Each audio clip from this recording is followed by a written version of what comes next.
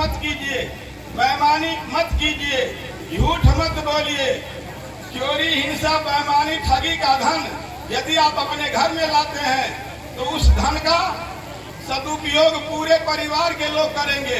चोरी, हिंसा, बेईमानी और ठगी का धन यदि परिवार में खर्च करते हैं तो परिवार वालों की बुद्धि कुबुद्धि में बदल जाएगा। इसलिए माता पिता का जितना मान सम्मान करना चाहिए वह नहीं होता है। माता पिता को मान सम्मान क्यों नहीं मिलता है? बचपन से 55 वर्ष तक उन्होंने चोरी, बेईमानी, ठगी का धन इकट्ठा किया और वह परिवार के मेंटेनेंस में खर्च किया।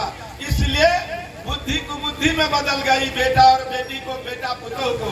तो जितना मान सम्मान माँ बाप को मिलना चाहिए मिलेगा? नहीं मिलेगा। इसलिए सतगुरु कबीर साहब कहते हैं, सच बराबर तप नहीं, झूठ बराबर पाप। सच बराबर तप नहीं, झूठ बराबर पाप। जाके हृदय साच है, ताके हृदय आप। सतगुरु कबीर साहब ने तपस्वी की संज्ञा किसको दिया?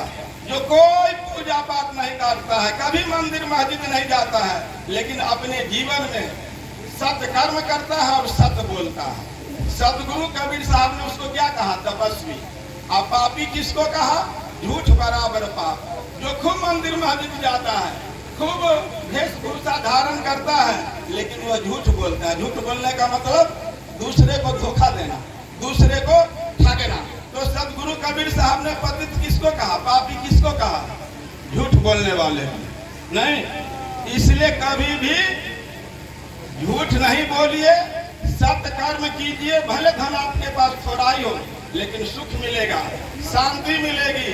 धन अपार है, लेकिन नाना प्रकार का रोग पकड़ लिया और डॉक्टरों ने कह दिया कि अमुक चीज नहीं खाना, तो समझ लीजिए आप शांत हैं। क्या शांत हैं? धन रहते हुए भी आप अशांत हैं। इसलिए सतगुरु कबीर का कहना है कि साईं इतना दीजिए जामे कुटुंब समाए, मैं भी भूखा न रहूं साधु न भूखा जाए। आपके दरवाजे पर कोई अतिथि अभ्यागत जाता है तो उसको मुंह को निहारिए। कोष्ठ यदि सूखा हुआ है तो समझ लीजिए प्यास लगी होगी, भूख लगी होगी, उसको एक लोटा जल से स्वागत कीजिए। यदि भूख लगी है तो भोजन खिला दीजिए। ये सबसे बड़ा धर्म है। भूखे को भोजन और प्यासे को पानी यदि आप देते हैं तो आप बड़े धर्मात्मा हैं। और धन अपार है, और कोई आता है आपको तो उसको भिखारी को भी भगा देते हैं। भिखारी क्या है? बिना निमंत्रण का देवता है।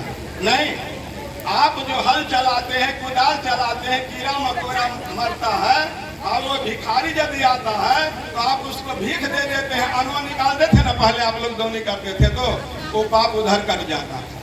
आप लोग साल भर में भंडारा करता है, तो मेहनत करने में, दौनी करने में, खेती करने में बहुत से जीव जंतु मरता है।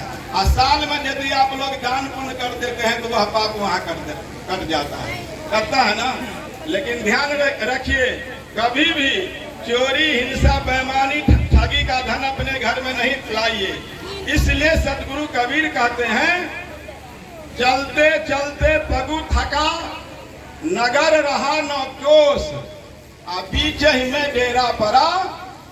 आगे क्या बोलिए? कहो कौन को दोष। हम लोग चलते, जीवन भर चलते रहते हैं। आप पूजा पाठ, भजन, भक्ति, गुरु का स्मरण, नाम का जाप करना, शुभ कर्म करना भूल जाते हैं। आप बीचे में हम लोग चले जाते हैं। कहाँ? कोई धन लेकर के जाइएगा, घरारी लेकर के, बांध का जमीन। इसलिए धनानी भूमो पश्वश्च गोष्ठी, नारी गृह द्वारे श्मशाने देहस्थितायाम परलोक मार्गे धर्मानुगो गच्छति जीवेका। इस जीव के साथ न तो धन जाता, न संपत्ति जाती, न भूमि जाती, न पशु जाता, न पत्नी जाती, न सेंट्रल बैंक की गाड़ी जाती, न पंजाब नेशनल बैंक की गाड़ी जाती, न लाइफ इंश्योरेंस। लेकिन एक बात याद रखना, आपके साथ या हमारे साथ कौन लोग जाएगा मरने के बाद? आपके शुभ चिंतक, आपके रिलेशन के लोग क्या कहते हुए जाएगा? राम नाम। सबका यही हो जाए पूरी जिलेबी अलबत्त है। अंत में